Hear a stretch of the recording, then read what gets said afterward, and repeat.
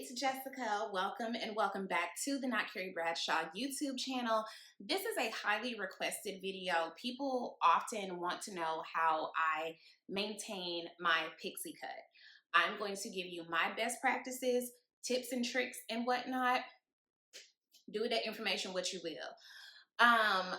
People have also asked me to do a video showing how I style my pixie. We will work on that at a later time. I'm trying to think of like the best possible setup for that. Like, I'll figure it out. We'll get there. But for now, these are tips and tricks. A little bit of housekeeping before we start. This is a safe space for everybody. I'm not here to police nobody's hair. I'm literally only giving you my opinions and what worked best for me. You will have to do the legwork of finding out what works best for you, given your lifestyle, given your hair texture, given your location, all the things. I cannot and I will not make choices for you. I will just provide you with the information that I have and what has worked best for me. That's number one. Number two, my mom is a hairstylist. My mom is an old school hairstylist. My mama believes in hair health over hairstyle. She's been doing hair longer than I've been alive, and you've been alive, and everybody been alive. I have a level of respect for the profession of hairstyling that I don't think a lot of other people have. So for that reason, I will never chemically process or bleach or dye my own hair. I'm never going to do that. That is because I had the privilege of growing up with a hair salon in my basement. So that's why I am that way. It was never a thing for me to get my hair done in my own home. Okay. The next thing is number three. I got my first relaxer at 15, and then I went back natural when I graduated from college, because when I went to college, I didn't know how to do my own hair and messed it completely up. So my mom was like, when you move back home, we starting all the way over. Because I had long, healthy, quote unquote, pretty hair most of my life, the novelty of that is not for me what it is for a lot of other people. Growing up, the girls whose style I was the most attracted to had short hair. Like, I'm a huge fan of Halle Berry. Halle Berry was like the OG Pixie girl, like when I was growing up, right? And so there's Halle Berry, there's Nia Long, there's Jada Pinkett Smith, there's Toni Braxton. I was obsessed and decided that I wanted that when I grew up, right? So when I cut my hair off, my mama wouldn't cut my hair. So I went to a trusted friend who is a professional hairstylist. She cut my hair and she was like, "You okay? Like, it's just like falling off." And I'm like, "Yeah, girl, let's do it." I know that I'm telling you, if you are a person who's considering cutting your hair, if it's a big deal to you, I fully get it. And I know that I say this with the privilege of having jumped off the porch and already done it. For me, it's just hair. It grows back. It's just hair and it grows back. I've taken the plunge and did nothing bad happen. Okay. So when people are like, "Oh, you make me want to cut my hair," girl, do it. It's just hair to grow back. That is how I feel. But I also understand people are more attached to their hair than I am. Like, my hair has been extremely low. My hair has been extremely long. Like, I've had all the things. So yeah, I just don't feel that passionately about having long hair because I had it most of my life. And that's not me flexing. That's me saying that it's just the novelty of it just isn't there for me. So cutting it off just ain't that big of a deal to me. But I understand why it is to a lot of people. So number one, you need a really good stylist. You need somebody who, even if they're not an old school stylist, they come from the old school professionalism and business acumen of being a hairstylist. You do not want to go to somebody who got a bunch of rules and who's not kind, because you need to be able to talk to them about how to maintain your hair in between visits. Like, straight up. When my stylist was on maternity leave, I was going through it. I went to a very well-known Brooklyn hairstylist. I'm not going to say her name, but like, my first visit there, I was like, "Oh, this lady hates me." Like, the bedside manner was just not there. She just has a not so warm and fuzzy disposition. Now, I'm also the kind of person that if I'm going to be paying you, I expect a certain level of service and a certain kind of rapport. And if I can't make that happen to where I'm comfortable asking you questions, or if I done mess something up that I can't reach out to you, that's not a relationship that I can maintain. So I was so grateful when my girl came back from maternity leave. Said that to say, when she's okay, sorry y'all, I got interrupted. Let's start. I don't even remember where I left off. You have to have a really good stylist that you have a really good rapport with, because if somebody's going to put a razor to your head, you need to be able to trust that person to put a razor to your head and not mess you up. You need to see proven work, and you need to feel the vibes. Is this somebody that if you are really pressed, you can reach out to and say, hey, I know I'm late, but can I da da da? You're gonna have to find a good hairstylist that you can be super locked in with, that it's not gonna be hard for you to book with. That is key. Okay. The other thing is, in order to know how to maintain your hair in between visits, you need to ask them, what product are you using? What product do you recommend that I use? Is there a budget friendly option? Those are conversations that you need to be having. That's how I figured out my product selection for my hair. And I also know a lot of hairstylists. Being from Atlanta, I know a lot of hairstylists. So I'm gonna show y'all everything that I use. First of all, you gotta have a good base. You need good shampoo and conditioner. I am very partial to the Amika brand, the Hydro Rush. Even when I was bleached and a relaxer, okay? And before I forget, let me say this. I'm of the belief that you can either have a natural pixie or a relaxed pixie. You can't combine those, okay? If you're gonna be a natural girl and have short hair, you're gonna have to wear your hair natural. For me, it's entirely too much to go through all of the things to be a natural and pressed pixie. Girl, you go outside, it's the slightest bit of humidity, your hair gonna swell up. I can't live my life like that. I don't wanna live my life like that. So I am a relaxed pixie girl, and I go get my relaxer and my trim or my cut every 4 to 6 weeks, depending on how short my hair is. When my hair is very low, I go closer. Or I will even go and get like a halo relaxer. That's where you just do the perimeter, okay? When my hair is longer like this, I can push to, like right now, I got this relaxer at 5 weeks. I probably could have pushed till 6, but why would I do that if I had the time, right? So I do the Amika Hydro Rush.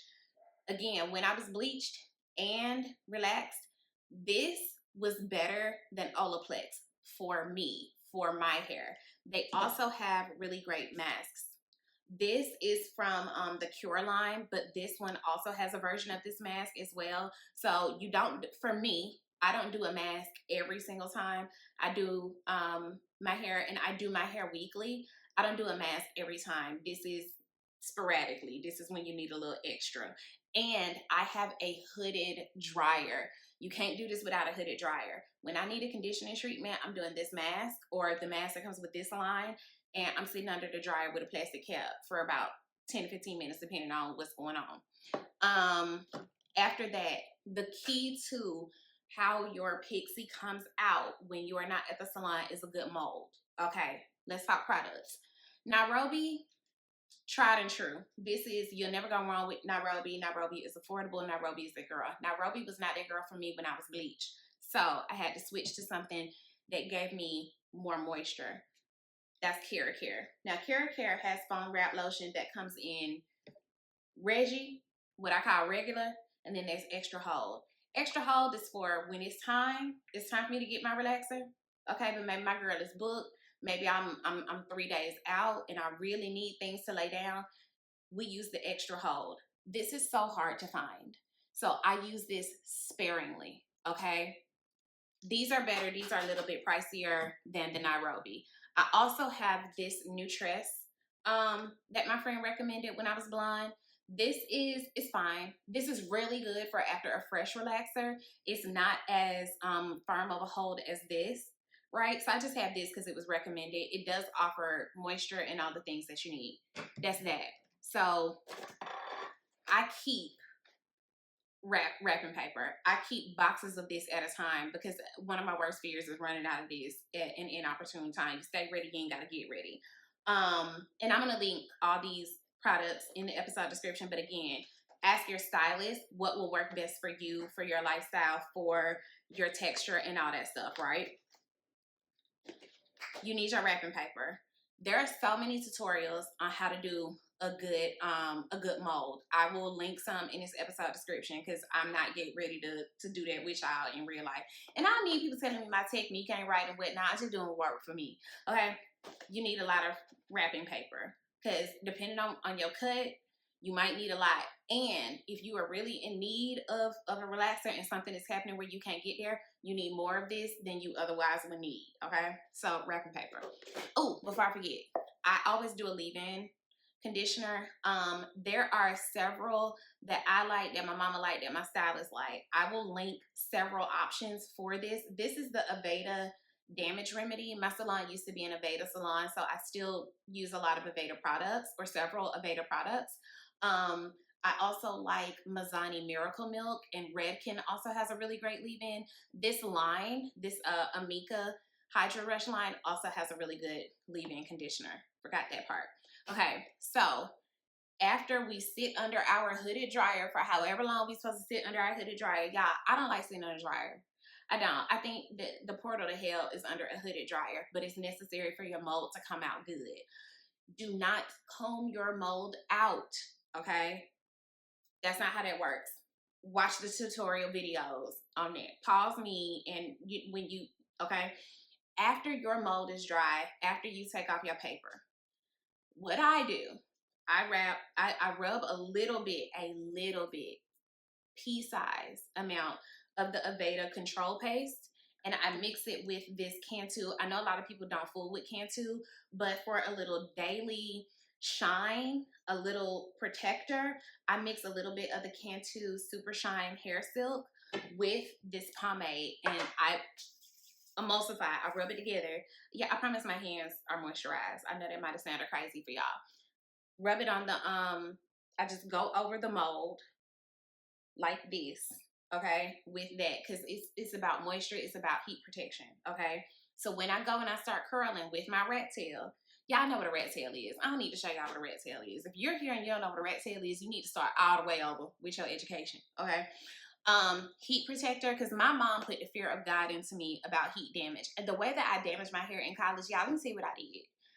It took me forever to learn how to actually curl hair with a flat iron, because I came up in a time where flat irons weren't like that, okay? My mama, again, old school stylist. My mama still got Marcel's. My mama still got Marcel stove. My mama can press your hair on a traditional stove with a hot comb. Like, that's how my girl is, okay? My mama also has like the newest and the latest and the greatest, because she also takes her craft very seriously and believes in buying the best possible products from a professional perspective. And as a client, my mama, it has always been like, you don't skimp on your products. You get what you pay for. And she is like that about everything. And as much as you can afford it, get the best thing for yourself, right? So I am big on heat protection. My mom uses this. I use it. I need to ask my stylist what she uses. I think she still uses Chi. She still uses Chi for heat protector, I think. But for me, in between visits, I do this Beyond the Zone BTZ, turn up the heat. It's orange, flat iron protection. We love her, okay? Another thing that I do, and I do that like as I'm curling my hair, because I don't believe in heat damage. And as much as I can prevent that, we're not doing it. Bedhead has this hair stick. This is for sideburns. This is for, even when my stylist does my hair, like, she'll come right here and like slick this part down. This is for also back here. I might rub a little bit of this on my hands, and just like for my little mullet back here, you need a stick. You need a little pomade stick. I think that's all of my products. Obviously, I have a scarf for when I wrap my hair. I have a wide tooth comb, depending on, for this style, I need a wide tooth comb. Another thing that I want to say, having a Pixie, I don't think that there's any shortcuts to maintaining healthy hair. it requires some privilege. Okay, let me see what my privileges are for maintaining a pixie, because a lot of girls will be like, don't do it unless you are okay with looking crazy a couple times out the month. I'm never okay looking crazy about my hair. Absolutely not. And as much as I can help it, I'm gone, because I work too hard to not be able to maintain my hair and my nails. That's just how I feel. Okay, here's my privileges to be able to put in the time and the money to maintain this. I don't have no man, I don't have no kids, and I don't have no mortgage. Okay? Those three things mean that I have the time and the money. I'm not wealthy. Don't come over here trying to pocket watch me or nothing like that. I am not wealthy, but I do have the time and the money to maintain this hair. You cannot be lazy with a pixie, and you cannot be cheap. When it's time to get a relaxer, go get a relaxer. And as much as you can, go get a relaxer when you need one. If you're a natural girly, I'm obviously not talking to you. But my stylists have told me that people will come into the salon asking specifically for my haircut, but they don't have their hair isn't in a place of health to get a relaxer. I also want to say this. When you find a good stylist, let them guide you on what cut would look best for you. Because I remember when I was 25, I wanted a black china bang. Like, it was all the rage, like, to me. I was so into black china, like, before she got over there with the Kardashians. Like, when she was still in Miami dancing, I was so, like, on her Instagram. Like, I just thought she was so cute. So she used to wear this, like, chunky blunt bang and super long weave. So for my 25th birthday, I got a full head sew-in and this, like, chunky blunt bang. Same friend who cut my hair for the first time back in Atlanta also did this full head sew-in. And I was like, Tay, mine don't look like hers. And she was like, Jessica, you have a different head shape. It's not going to look exactly. And I was like, that's not something that we think about. We see a style that we like and that we want, and we assume that it should look on us how it looks on somebody else. We have different face shapes, we have different head shapes, we have different textures of hair. Let your stylist, who you pick, who you trust, guide you on what style will be best for you, not only with your lifestyle, but also like the status of your hair. If your hair is not in a certain point of health to get a relaxer, then don't. Some people, I don't, and this might be a controversial take, but I do think that some people's hair actually thrives better with a relaxer or with a keratin or something like that. Because you don't have to get a full-blown relaxer. They have sensitive relaxers. They have like smoothing things, quote unquote. Like, there's a lot of different options. Work it out with your stylist. I'm not looking at you. I'm not a professional. I don't know what's going to work best for you. But if you do not have the time and the money or the interest in maintaining a pixie, don't do it. If you are the type of girl who you need to be able to throw your hair in a ponytail at a moment's notice, ain't no shame in it. Wait until you can do it. When I first moved to New York, wasn't no way in hell I could cut my hair off. I was poor, okay? I was poor and everything was DIY. And I was just getting my hair treated and trimmed when I visited home in Atlanta. So that's everything that I use. I will link everything in this episode description. And yeah, slide in the comments if you have questions, if you need additional recommendations. Keep it cute, because this is a safe space for everybody, so keep it cute. I hope this was helpful. If y'all have additional video requests in this vein and we need to like start like a playlist or a series on this, let me know. But I hope this was helpful, because people ask me this all the time and I was like, let me just sit down and give my best practices. So all right, y'all, be sure to like, comment, share, subscribe, rate, review, all of the things. Join my Patreon so I can afford to maintain this. And I'll talk to y'all soon. Bye.